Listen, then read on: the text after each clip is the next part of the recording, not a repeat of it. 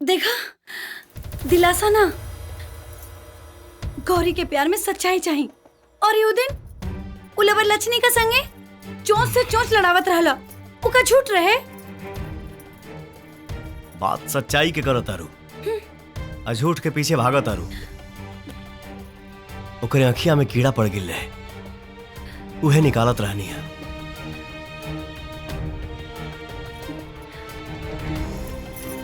Sorry.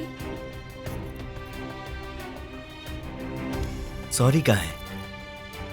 तू ऐसे ही करत रहा और हम मनावत रहे। एक दिन झगड़ा, एक दिन प्यार। हाँ?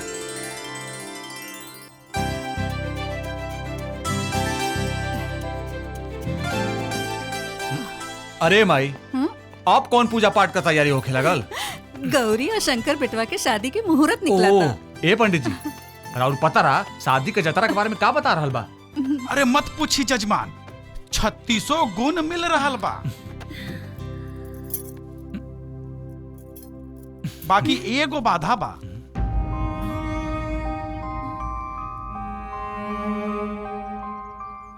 कैसन बाधा पंडित जी? जजमाइन, मंगल पर शनि मंडरा रहल बा।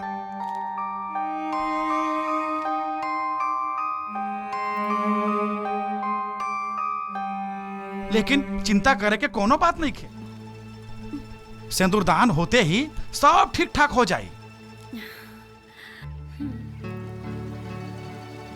अरे महाराज, तब फटाफट शंकर भैया के गुलामी का दिन और तारीख बताई, काहे कि बाजा गाजा का साटा भी करे के बा। कहा माई? अरे ई देखिए जजमाइन, 3 के तिलक और 13 के बारात, सबसे बढ़िया मुहूर्त बा। अरे पगली सुन, मामी मामा के शादी की तारीख बता दी है।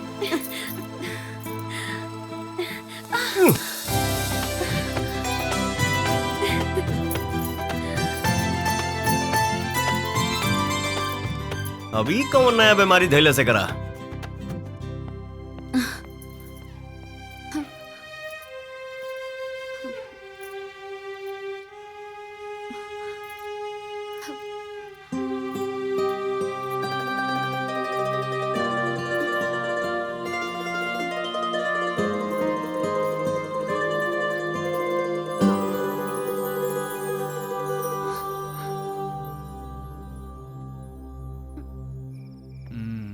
का हो, आज अकेले ही मिजाज बनाता?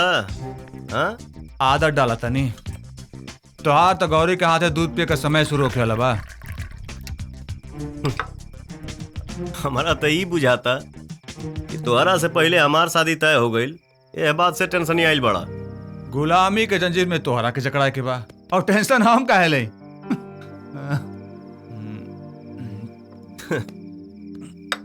झूठ के सेहरा तोहरा चेहरा पर साफ साफ लौकता।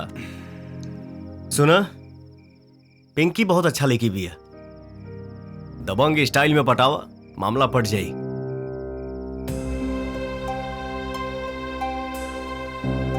अच्छा ठीक बा, जे तोहरा पसंद बा ओकरे बारे में बता दा, हम तोहार वही से ब्याह करवा दे।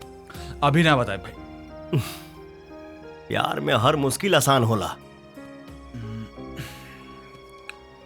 बात में बताई भाई। तमर जेब तब का बताइबा? देखा, ऐसा मत बोली, तोहरा सिवाय दुनिया में हमार केहू नहीं की। देखा, तू चिंता मत कर, तोहर मरे से पहले बता दी।